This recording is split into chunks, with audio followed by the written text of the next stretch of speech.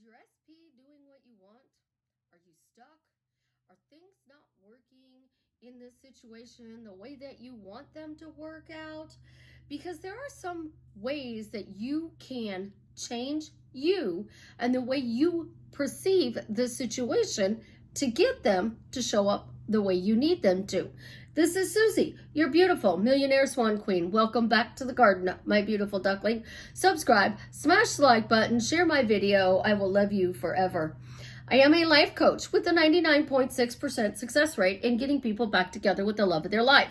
If you are interested in working with me one-on-one or joining my paid Facebook group, please check out the links in the description below. So let's talk about your specific person. So if you're new here, I always use the name Jared. Jared's not doing what I want. And a lot of people will tell you to make it about them, that Jared is knocking on my door. Jared's bringing me flowers. He's bringing me wine. He's texting me. He's calling me. He's asking me out on a date. Well, that's making it about Jared and what he's doing and my happiness depending upon what he's doing.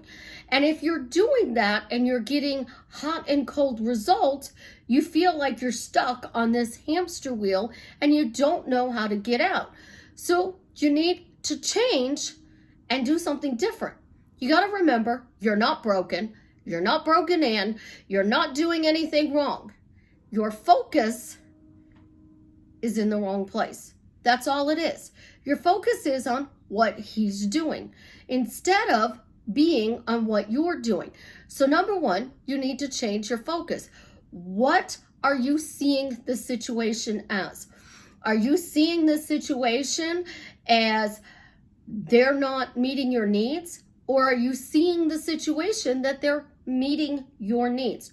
Your perception of what is the relationship as a whole is about, which is why I stress the title, Happily Married, Blissfully Dating, Enjoying Dating, Fully Committed in the absolutely most positive relationship, the best boyfriend ever, the best girlfriend ever. That title, matters so much because your focus on that title is going to tell you how they're showing up for you. Most people don't even realize it, but their title is bitch, douchebag, not being there for me. Number two, you're changing your story. By creating a new title, your story gets to come around. And you start saying he's the best boyfriend ever. Jared's the best boyfriend ever. Well, why is he the best boyfriend ever? Now you can pull out of your memories things that they actually did that shows that they're the best boyfriend ever. So why is he the best boyfriend ever? Well, I remember one time I was pretty down. I had rotator cuff surgery. Things were not going really well, and I was really feeling blue. I had humongous boobs from this surgery. They swelled up. Did not expect that, but I really liked it, and I wanted to keep them. And Jared told me I could keep them. Well, they didn't stay. The swelling went down, unfortunately. So I texted him, can I vent? He said, yes. I said, you said I could keep them. He said, keep what? I said, you know. He said, question mark. I said, my boobs. And he said, huh? And I said, they swelled up after surgery. You said I could keep them. Well, the swelling went down. And he said, oh. I said, are you going to pay for the boob job? He said, no. And I said, okay, I'm done venting. Really? Yes. Have a great day. And I ended it. Now, most people would think that that's ridiculous, but I was upset. He responded, and I know it's a silly conversation, but he met my needs that day. He didn't tell me that there was a problem. He didn't tell me that I was ugly because my boobs shrunk. He didn't tell me anything. He just let me vent, and I needed to vent, and I started off that way. There are other situations that happened when he said I was his home. So there's two incidences. Because I named him the best boyfriend ever, all of a sudden my brain is going, oh, he did this. Oh, he did that. Oh, he did this. I'm not worried about impressing my subconscious because consciousness is the only reality. It means what I am thinking is being created. So I asked, got the right title, I asked the right question, my focus is in the right direction, that this is the best boyfriend ever. If he's the best boyfriend ever, I'm not telling him what to do. The third thing, and I stopped saying this because people think I'm crazy, but I'm going to say it, and I'm going to say it over, and I'm going to go back to saying it. Your thoughts in your head, they don't fucking matter. What you're thinking in your head doesn't fucking matter. Because you're driving down the street, somebody cuts you off, you go into road rage. Now, I'm a Chicago girl, we're going to go into road rage and we're going to be like, you mother, what the heck are you doing? Learn how to drive. And then we're driving a little bit further and people are driving like maniacs and our road rage gets even more. And we're like, seriously, what are you doing? Learn how to drive. Oh my gosh, learn how to drive. I've increased that. I love Dale Earnhardt, so now I tell people, hey, if you see Dale, tell him I said, hey. In my head, I'm like, I hope I get to my destination. I hope I get to my destination. I don't want to get into an accident. I hope I get to my destination in one piece. I know I'm going to get into an accident, but I'm hoping I get there all in one piece.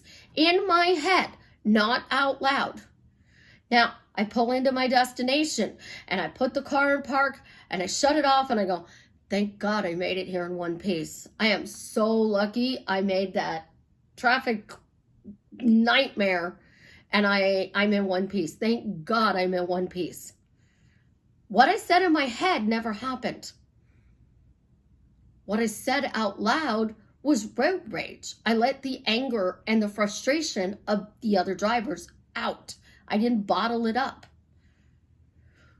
When you are thinking about all of these scenarios with your SP and you're thinking, oh my gosh, they're not going to text me. Oh my gosh, they're not going to do this. But in your head, you're going, he's going to text me. He's going to call me. She's going to reach out to me. I know she's going to send me an email. She's going to stop by and see me at work. And you're thinking all these things in your head. And then out loud, you're going, nothing's changing. I don't see it. Like, I don't see that this person is conforming to what I want. It's because our thoughts in our head, the ones that everybody tells you, don't really manifest. Sit in the lunchroom, go to the grocery store, go into a restaurant by yourself and people watch. And you will see that the person's life is the way that they talk. Over and over and over and over again.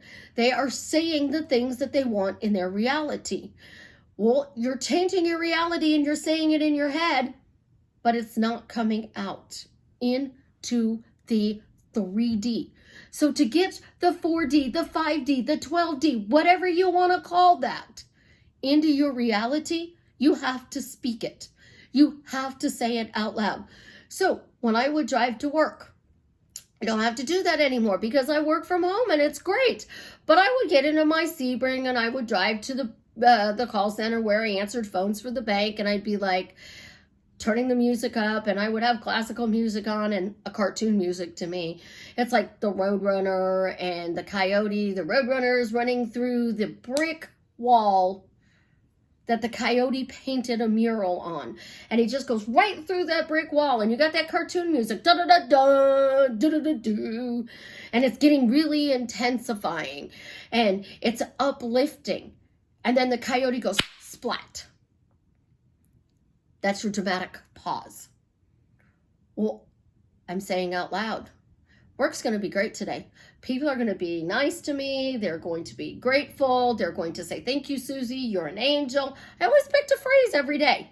And my boss would be like, how do you get these people to say that? And I'm like, well, I just pick a phrase a day and see if they'll say it. And they'll start saying that phrase that day. Susie, you're an angel. Thank you so much for helping. Susie, I am so sorry I yelled at you in the beginning of the call. You're an angel. Thank you for getting this cleared up for me. I really appreciate it. I never did they should make you a manager. I should have, because I got a lot of those calls.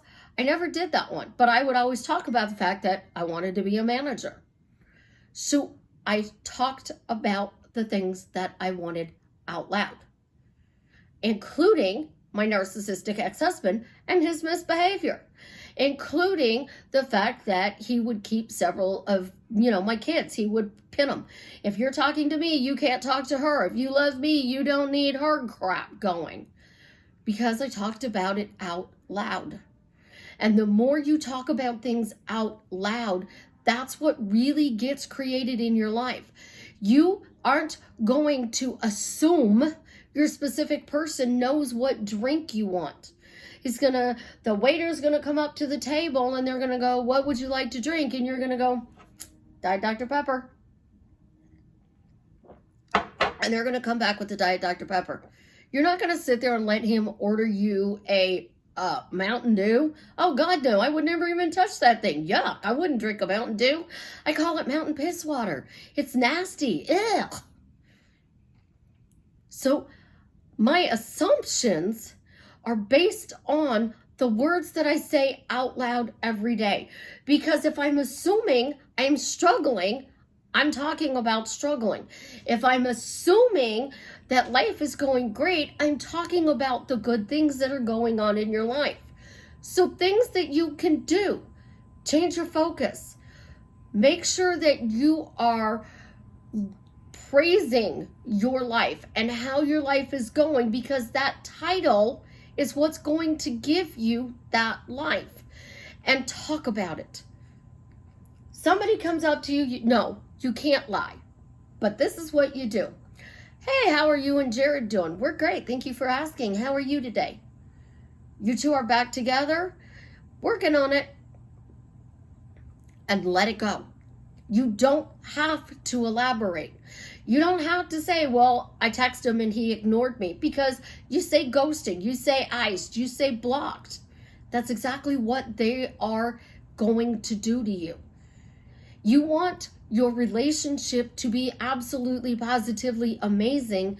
The things you have to stop doing: complaining, giving cute little nicknames to their bad behavior, because you're glorifying the toxic behavior that you don't want.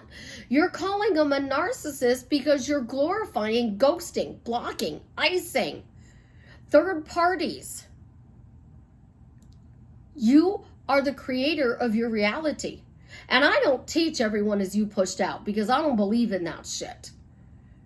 I don't believe that you have to impress your subconscious, because as soon as you stop talking about all the good things in your life, bam, back to the bad things. Chaos comes right back into your life because you stopped talking about how good your life was. And you saw something you didn't like. And when you saw that thing you didn't like, you focused on it.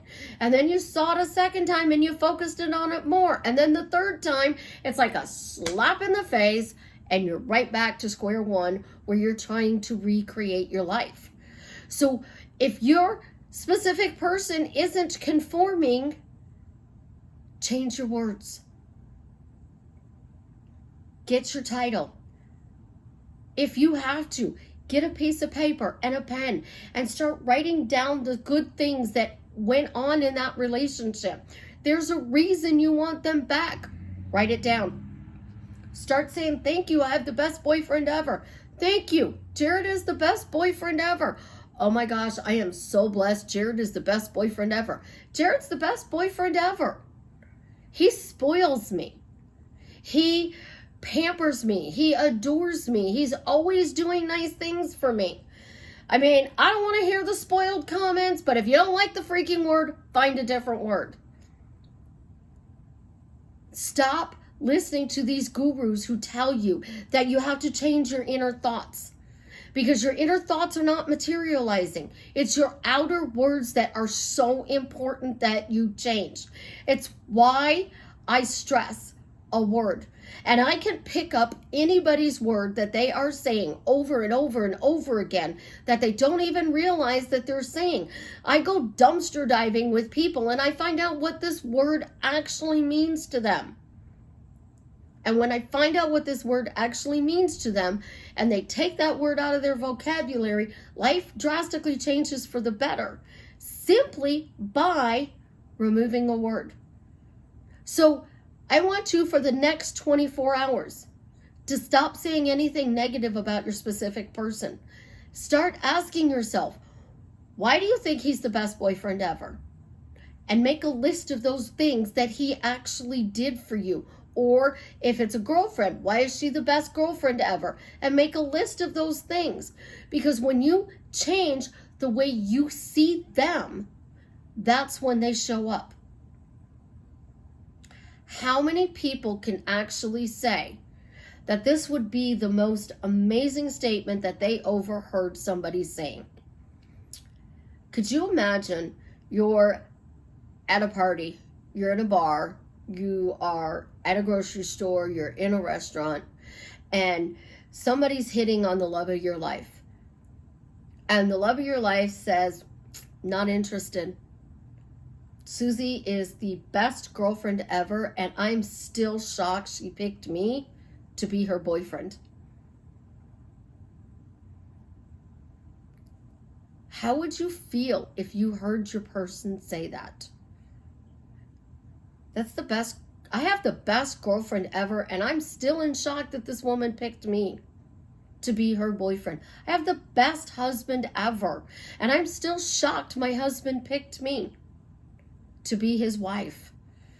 One of my girlfriends, and she is my photographer, Caitlin, says it all the time about her husband, and I watch his face light up like a Christmas tree every single time she says it. It is a simple phrase that says, this person is amazing, and he chose her to be his wife.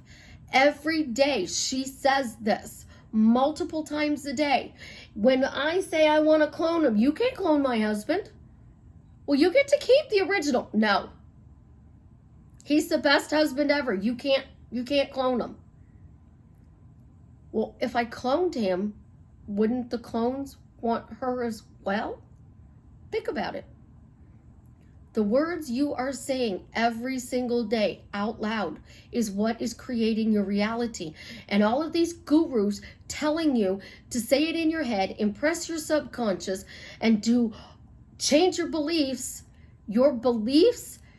change when you embody the new story and you continue to talk about how great this relationship is.